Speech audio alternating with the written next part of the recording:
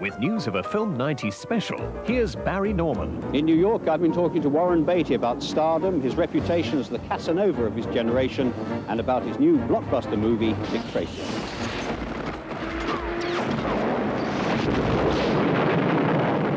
First, I thought these killings were related only to the Carroll assassination. It's much bigger than that. Whoever's behind this is in the business of recruiting assassins. Warren Beatty, the man, the myth, the movie. Thursday evening on BBC1.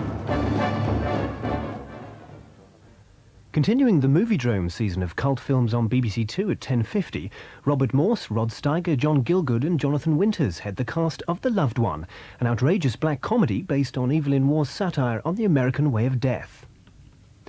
Here on One in 15 minutes, Joan Bakewell goes to the heart of the matter, examining whether children who are conceived through artificial insemination should have the right to know the identity of the donor. First on BBC1 at 10:15, the latest bulletin of news now with Martyn Lewis. The Foreign Secretary says Mr. Ridley was right to resign from the government and the episode will pass. The Prime Minister now faces questions about a leaked government memo on German characteristics. And Nigel Mansell says he'll retire from Formula One racing.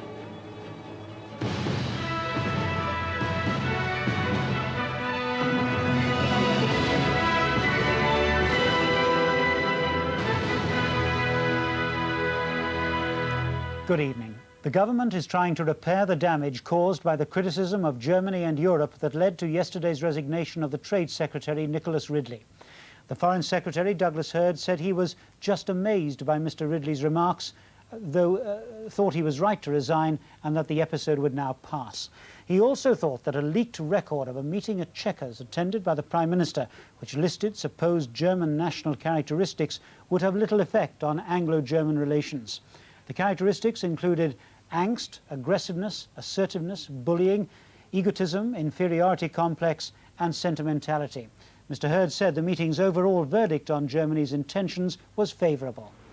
The Prime Minister is back in Downing Street tonight with her immediate troubles over, but the angst in the Conservative Party about Europe still a future danger. Anti-Europeans are bruised by the loss of a champion, while pro-Europeans, after her hesitations of the past 3 days, will watch her future moves sceptically. The Foreign Secretary, now established as leader of the Europeans in her cabinet, admitted his diplomacy would be easier now that Nicholas Ridley was gone. I never pressed or argued for his resignation because we'd have managed if he and the Prime Minister thought it was possible. The essential thing was that what actually appeared in the magazine should be repudiated by the Prime Minister and withdrawn by him. Mr. Ridley returned to his Gloucestershire home, having ended his ministerial career and the immediate crisis facing Mrs. Thatcher. He still declined to answer reporters' questions. Mr. Ridley? The head of his Conservative association visited him. I think he's fine. He's obviously very tired. He and Mrs. Ridley are very tired. They've had an exhausting 3 days, as you will appreciate. And I think he's now looking forward to going away on holiday and having a rest. Politicians were intrigued today by a leaked report of a 6-hour Chequers conference at which academics briefed Mrs. Thatcher about Germany. Her Foreign Secretary dismissed the list of unflattering characteristics as ones that are constantly trotted out, but most of them appear to have been raised by the Prime Minister herself, to be answered by others. The majority Chequers' conclusion was comforting about life in the immediate future with a united Germany. Little risk of another Hitler or another Gestapo, according to Douglas Hurd. But the Prime Minister has the worries of a generation who remember the war. A participant says she asked them if Germany had really changed. It's a perspective which it's absolutely right for a British Prime Minister to adopt. The way the question is posed is over the top. But it's not a silly question in itself, even if you would phrase it differently. Many in the Bruges group share Mrs. Thatcher's current, if surprising, preference for Mr. Gorbachev over Chancellor Kohl. But though the Foreign Secretary acknowledges that we have an economic problem with the Germans, he wants to handle it through the community. This is how we should handle ourselves in Europe. Not an empty chair, not sulky, not sitting back saying, oh, we're bound to be outwitted by all these foreign people, the less we have to do with them, the better. That's fatal. But going in there and arguing as Europeans for the kind of positive liberal Europe in which we believe. For Labour, the government's political troubles are profound. I think there is a fundamental problem for the Tories over Europe. I think it's been there for 10 years. But I think in another sense, the European argument is only part of a wider and deeper malaise.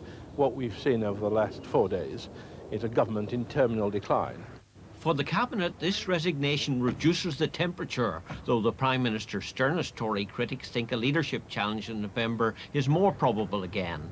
But Ministers' real worry is to avoid being stranded in the slow lane of a two-speed Europe. West German and Soviet leaders say they're close to agreement after their first round of talks in Moscow. Tonight, they're continuing the debate on the future military role of a united Germany. At the start of their talks this morning, the two leaders greeted each other with what looked like genuine warmth, an atmosphere which bodes well for an early agreement on the details of Germany's rebirth as a unified Western state. Chancellor Kohl's visit is designed to smooth the way towards reunification. His main task to persuade the Soviet leader to drop his objection to a single Germany being part of the Western NATO alliance. At a news conference after their first round of talks, both sides claimed progress was being made. President Gorbachev said there were still a few nuts to crack, but he and Chancellor Kohl had very strong teeth. This afternoon, the two men traveled to Stavropol in southern Russia, close to President Gorbachev's birthplace. This sightseeing tour again conducted in highly cheerful mood. Throughout their talks, which continue tomorrow, Chancellor Kohl will be stressing the military and economic concessions from the West, which would flow in the event of an agreement being reached. Underlying these talks is the knowledge that Chancellor Kohl is the Western leader who's been pressing hardest for financial aid for President Gorbachev. If the two leaders can resolve their differences over NATO, it will be significant not just for Germany, but for the future politics of the Soviet Union. Justin Webb, BBC News, Moscow. President Gorbachev has ended the Soviet Communist Party's control of radio and television. Independent groups can now start up their own broadcasting stations, though the government still keeps control over the state network. Soviet television is already trying to adjust. Despite the rain, maybe 30,000 people marched to Revolution Square by the Kremlin in Moscow today to support the Democratic Platform, the main opposition group benefiting from the loosening of the Communist Party's grip. And among the cameras and microphones from abroad, Soviet television and radio. They put the number at the demonstration at 50,000. Enthusiastic reporting of an event which would have been brutally broken up until very recently. Soviet television is relishing the chance to show the seamier side of life, sometimes too much for the authorities. Even under Mr. Gorbachev, current affairs programs have been banned for criticizing politicians, but no longer. Now, in a presidential decree, he says any party or public organization can open a television or radio station as long as they have the money and technical know-how. Both big problems, particularly the money for the new political parties, but the decree doesn't rule out the involvement of foreign companies in Soviet television. David Loyne, BBC News, Moscow. Northampton police are investigating a petrol bomb attack on a firm of bailiffs involved in collecting unpaid poll tax bills. No one was hurt in the attack early today, but it did cause extensive damage. A Molotov cocktail was thrown through a window of the bailiff's offices shortly after the staff had left. No one was hurt, but the fire caused considerable damage. Madigan's is a private company employed by nearly 200 local councils. Their job is to assess goods which can be seized from people refusing to pay their poll tax. The companies say they're appalled by the attack, but not surprised. We deal with threats on a day-to-day basis. We're not unused to telephone threats, but we've had bomb scares, etc. But nothing like this has ever been threatened. Last week, Madigan's men were seen on television calling at the homes of people who hadn't paid their poll tax and listing property that could be seized and sold. The bailiff's offices contained extensive computer records concerned with collecting the community charge. The firebomb incinerated many of them. But everything is duplicated on computer disks elsewhere, and the company say they'll be back in business within a couple of days, enforcing court orders. The attack would not intimidate them. A police forensic examination has been carried out, and the bailiffs say they're reviewing security at their branch offices throughout the country. Britain's leading racing driver, Nigel Mansell, is to retire at the end of the season. The announcement came after he retired early from the British Grand Prix. Again, he complained his car always seemed to give trouble, while that of his Ferrari teammate Alain Prost ran perfectly. Prost won today's race. He now leads the Drivers' World Championship. In the space of 2 hours today, the emotions of Britain's #1 racing driver took as many turns as the Silverstone track itself. Trouble yet again. Mansell, though disconsolate, kept a brave face for his supporters, but having failed to finish 5 out of 8 Grand Prix, far from happy with Ferrari. At the end there was no gears at all, but I was racing and staying ahead of Alain with it changing gear automatically on its own down. I mean, I have to say that, you know, I've got to be careful what I say, but one car works perfect. I just don't understand why mine has problems. Prost went on to win timing of his decision. People will think what they want to think. The most important thing is what we know and what we think ourselves. And I've had a fantastic career, but I think for the first time in my life, I'm going to put my family and my 3 children first. And I think that's very, very important. On saying that, I'll be charging right until the end of the year. So motor racing prepares to say farewell to a man whose career has been dogged by bad luck.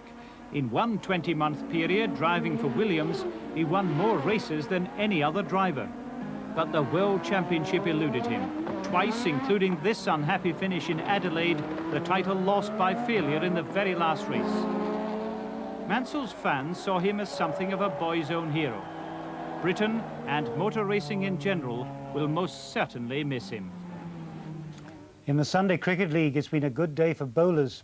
Steve Watkin took 5 for 23 in Glamorgan's 7-wicket win over Warwickshire. Mike Watkinson continued his form from yesterday's Benson and Hedges final, his 4 for 30 completing 2 wins for Lancashire against Worcestershire in 2 days. Martin Bicknell took an exceptional 4 for 14 to topple the leaders Middlesex in a 68-run victory for Surrey. Devon Malcolm produced figures of 4 for 21 as Derbyshire beat Leicestershire by 118 runs. And that means that Derbyshire take over from Middlesex at the top of the table with a game in hand. Lancashire lie 4th and Hampshire enter the top 6 after beating Nottinghamshire. It's been confirmed that Graham Taylor will be the new England football manager. When Bobby Robson announced he was joining PSV Eindhoven, it became widely known that the Aston Villa manager would get the job. Graham Taylor will take over from Bobby Robson as the England soccer manager tomorrow, ending 6 weeks of speculation. The Football Association has finally agreed compensation with Taylor's old club, Aston Villa, for the loss of his services. Taylor can now begin building on the success the England team enjoyed in the World Cup finals. Graham Taylor's managerial career began 18 years ago at Lincoln City, after his playing days with the club were ended by injury. From Lincoln, Taylor moved to Watford, where his tactical knowledge and professionalism soon had the football world taking notice. John Barnes provided the skill and Chairman Elton John the money, but it was the manager who took the club from the 4th to the 1st Division. At Aston Villa, Taylor took on a bigger club and a new challenge, again transforming their style and results. Last season, Villa finished as runners-up in Division 1. But Taylor has always been aware that appreciation is hard to come by in the biggest job. It's people in our game with their petty jealousies who feed the press, who don't want the England manager to be successful, who don't want to help him. Graham Taylor's first task is to meet the press. He must privately be hoping to avoid the torrid treatment meted out to his predecessor. And we have just heard that the actress Margaret Lockwood has died. The Wicked Lady and The Man in Grey were among her most famous film successes. She passed away peacefully tonight at Cromwell Hospital in London. She was 73. And that's the BBC News Tonight. Good night.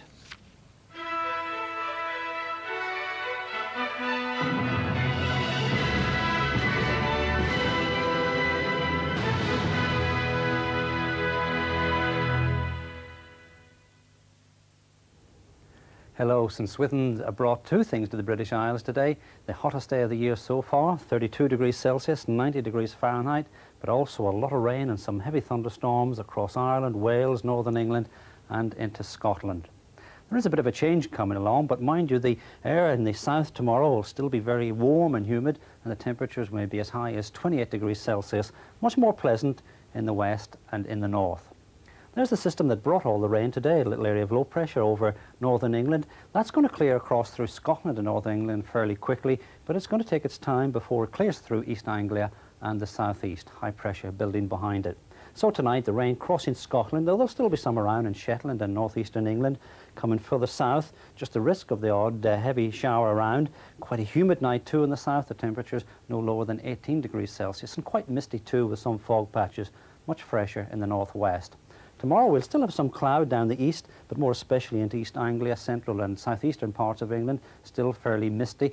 Lovely weather over much of Scotland and Ireland, and that'll be gradually feeding across the rest of the country. But down in the southeast, we could still have one or two heavy showers. Just to remind you of the temperatures, as high as 28. That's it from me. Good night.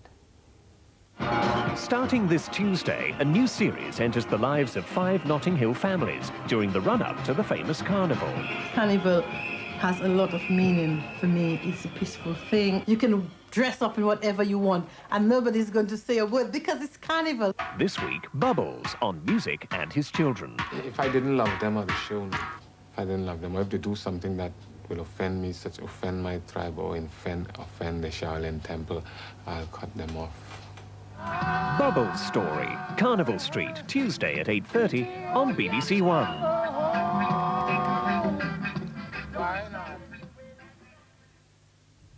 In 35 minutes, Blair Brown stars in a new comedy drama series, The Days and Nights of Molly Dodd, an intelligent, attractive, independent woman plagued by problems in her hectic lifestyle.